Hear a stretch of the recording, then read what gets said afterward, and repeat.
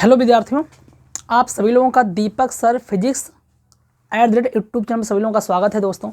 और विद्यार्थियों, class 10th और 12th, खास करके क्लास 10th और 12th के विद्यार्थियों को इसमें एग्ज़ाम आने वाला है, चूँकि फरवरी या मार्च में एग्ज़ाम होने वाला। अभी फिलहाल डेट घोषित नहीं है, लेकिन अब तक मानिए फरवरी के लास्ट या मार्च के पहले सप्ताह में आपके एग्ज़ाम स्टार्ट होने की संभावनाएँ ज़्यादा हैं।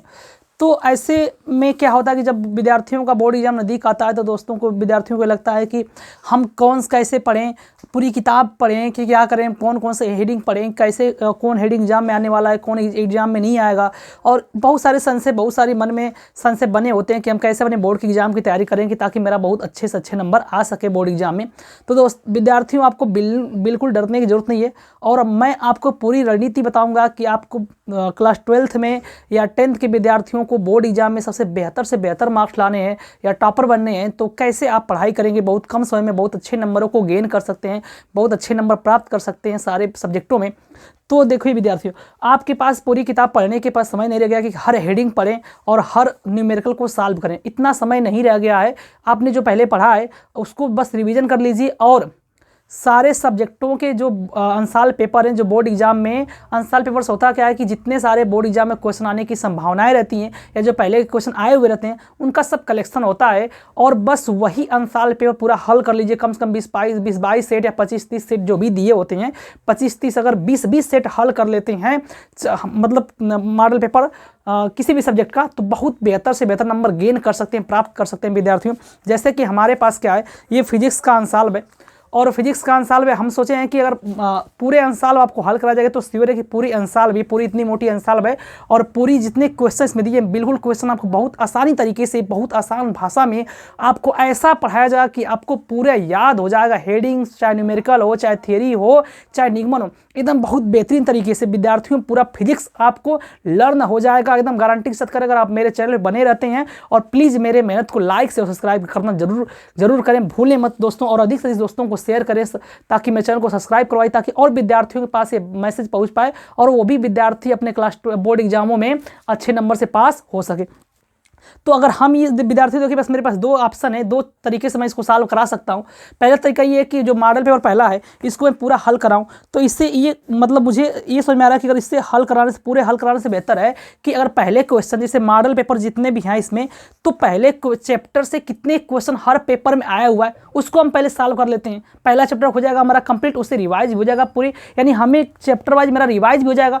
तो पहले चैप्टर से कितने क्वेश्चन अब तक के बने हैं इससे पहले और आने कितनी संभावना है, पहले चैप्टर से कौन सी हेडिंग आ सकती है, कौन सी परिभाषा आ सकती है, कौन सा निगमन आ सकता है, कौन सा न्यूमेरिकल आ सकता है, पहले चैप्टर से मैक्सिमम कितना क्वेश्चन बन सकता है आपके बोर्ड एग्जामों में, उतने क्वेश्चन को हम तैयारी करेंगे। यानी कि हर जितने, यानी पहले मॉडल पेपर में पहले चैप्टर से जितना क्वेश्चन दिया गया होगा पहले उस क्वेश्चन को हम हल कर लेंगे पहले चैप्टर से। उसके बाद फिर हम देखेंगे इतने पे जितना पेपर है इसमें से 20, 22, 23, 24 जो भी पेपर बना हुआ है, कम से कम 25-30 मॉडल सेट है, यानी 25-30 मॉडल सेटों में, मॉडल पेपरों में चैप्टर सेकंड से कितना क्वेश्चन आया हुआ है, बस उसको हम हल कर लेंगे। चाहे न्यूमेरिकल हो, चाहे थियरी हो, चाहे परिभाषा हो, हल कर लेंगे। हमारा सेकंड चैप्टर बिल्कुल रिवाइज हो जाएगा दोस्तों। इसके बाद हम थर्ड चैप्टर से देखेंगे, थर्ड चैप्टर से कितना क्वेश्चन एग्जाम में आया हुआ है, ऐसे हम करके सारे चैप्टरों को पढ़ भी लेंगे और हमारा मॉडल पेपर हल भी हो जाएगा। और फिर लास्ट में हम क्या करेंगे, फाइनली जब ऐसा कर लेने के बाद हम लोग जो मॉडल पेपर हल करने बैठेंगे तो आपको सारा क्वेश्चन आता रहेगा दोस्तों, क्योंकि मैंने पहले चैप्टर से आया हुआ क्वेश्चन पढ़ा दिया जाएगा, सेकंड चैप्टर से आया हुआ क्वेश्चन पढ़ा दिया गया होगा, थर्ड चैप्टर से आया हुआ क्वेश्चन पढ़ा दिया गया होगा। तो आपको बिल्कुल डरने की जरूरत नहीं है दोस्तों। बिल्कुल इतना अच्छे से रणनीति बनाकर पढ़ाया जाएगा कि बिल्कुल आपके बहुत अच्छे मार्क्स आएंगे। तो देखिए हम क्या करेंगे, पहले चैप्टर को हम स्टार्ट करेंगे, यानी पहले मॉडल पेपर को, ये मॉडल पेपर जो है ये बिल्कुल आपकी राजीव प्रकाशन की है और ये अंशाल पेपर है, इसमें हल नहीं किया हुआ दोस्तों। और यानी कि पहले चैप्टर से जो मॉडल पेपर 2023 के लिए कैसा क्वेश्चन बना हुआ है, तो हम क्या करेंगे दोस्तों, इसमें पहले चैप्टर से जितने सारे क्वेश्चन आया हुआ रहेगा उस क्वेश्चन को हम पहले पढ़ लेंगे। उसके बाद जितने सारे क्वेश्चन आए हुए हैं, पहले चैप्टर जितने क्वेश्चन बन सकते हैं, जितना क्वेश्चन आया हुआ सारे क्वेश्चनों को हम पढ़ेंगे। तो इसमें पहला क्वेश्चन दोस्तों पूछा है, देखिए इस मॉडल पेपर में आपके पहले चैप्टर से पहला क्वेश्चन है विभव प्रवणता राशि। बिल्कुल आपके जानते हैं दोस्तों कि जो पेपर होगा तो उसमें पहले ऑब्जेक्टिव क्वेश्चन दिए रहते हैं, तो ऑब्जेक्टिव में पहला ही क्वेश्चन के पहले चैप्टर से, जैसे पहले का क लिखा हुआ है दोस्तों, इसमें पहले का क वाला क्वेश्चन जो है पूछा है विभव प्रवणता राशि है, पूछा है विभव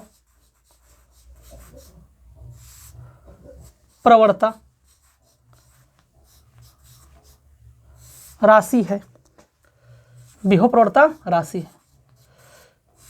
तो ऐसा नहीं कि दोस्तों हम लोग बस क्वेश्चन ही पढ़ेंगे इसमें के, यानी विभव प्रवणता किसे कहते हैं, विभव प्रवणता की पूरी डिटेल पढ़ेंगे कि अगर विभव प्रवणता से क्वेश्चन आ गया दोस्तों तो आपको छूटने वाला नहीं है। ठीक है, तो पूछा है पहला क्वेश्चन कि विभव प्रवणता राशि है और आपके ऑप्शन दिए हैं, पहला सदिश राशि, सदिश राशि, दूसरा ऑप्शन है दोस्तों अदिश राशि, अदिश राशि,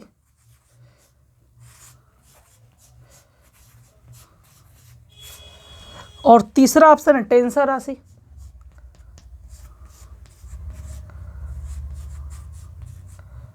टेंसर राशि, और चौथा ऑप्शन है उपरोक्त सभी, उपरोक्त सभी, उपरोक्त सभी।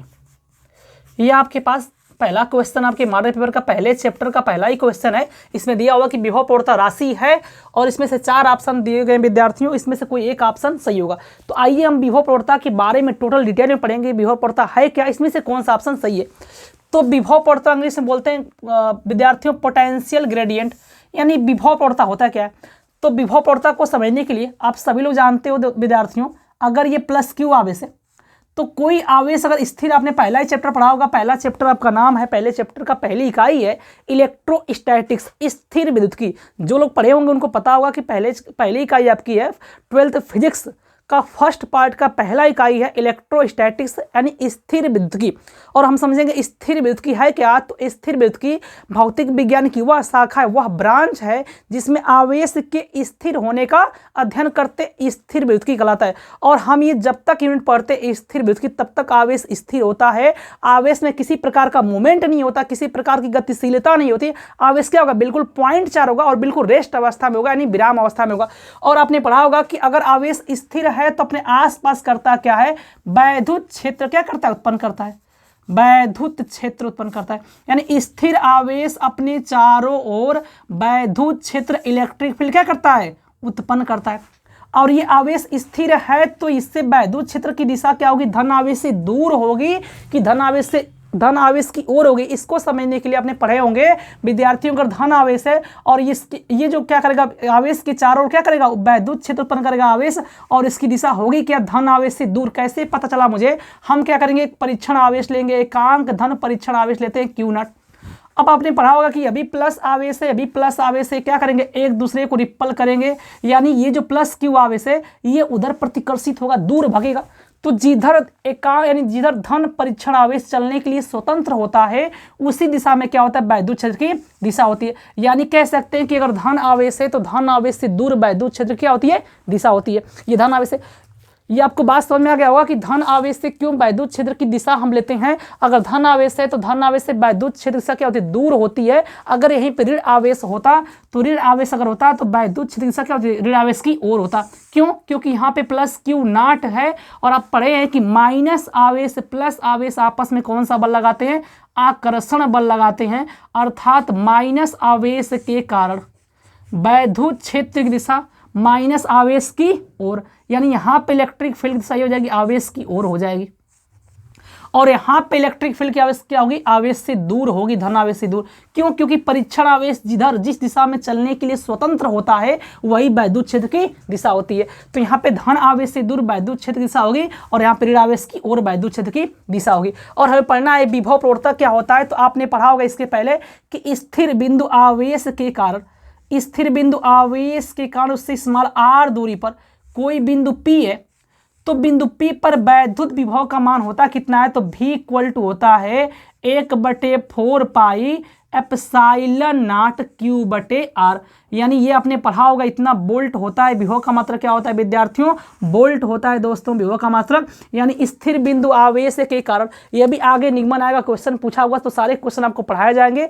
ये स्थिर बिंदु आवेश के कारण स्मॉल r दूरी पर कोई बिंदु P है तो वहाँ पे विभव होता है V equal to 1/4 pi epsilon naught Q/r। देखिए आप सभी लोग जानते हो कि v जो है वह अंश में, r जो हर में है, इसका मतलब है v प्रोपोर्शनल 1/r है।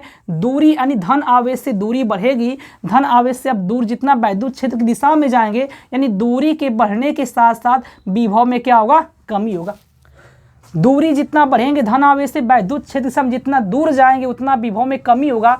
तो विभव प्रवणता होता क्या है, जैसे अगर मैंने मान लिया कि धन q आवेश है और यहाँ आवेश पे एक पॉइंट A है और एक पॉइंट B है।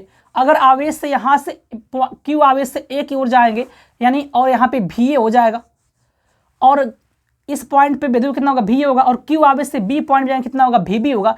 तो जो बिंदु B पर विभव का मान क्या होगा, कम होगा विद्यार्थियों, और ए पर क्या होगा, ज्यादा होगा। यानी वैद्युत क्षेत्र की दिशा में दूरी परिवर्तन के साथ विभव में जो कमी होता है, विभव में जो परिवर्तन होता है, उसे हम कहते हैं विभव प्रवणता। देखिए वैद्युत क्षेत्र की दिशा में जब दूरी बढ़ते हैं A से B, B से आगे जाएंगे तो क्या होगा, दूरी जैसे बढ़ेगी विभव में क्या होगा, परिवर्तन होगा। तो वैद्युत क्षेत्र की दिशा में विभव, वैद्युत क्षेत्र की दिशा में दूरी परिवर्तन के साथ विभव में जितना कमी होता है, विभव में जितना परिवर्तन होता है, उसे हम कहते हैं विभव प्रवणता। और विभव प्रवणता कैसी राशि है दोस्तों, एक सदिश राशि है। कैसी राशि है, सदिश। तो इस पहले क्वेश्चन का पहले का आंसर है विभव प्रवणता कैसी राशि है, तो विभव प्रवणता क्या, एक सदिश राशि है। अगर पूछे विभव प्रवणता किसे कहते हैं, तो विभव प्रवणता होता क्या है कि वैद्युत क्षेत्र की दिशा में दूरी परिवर्तन के साथ जितना विभव में परिवर्तन होता है या जितना विभव में कमी होता है, उसी को हम कहते हैं विभव प्रवणता। अगर हम देखें तो विभव प्रवणता बराबर होता है,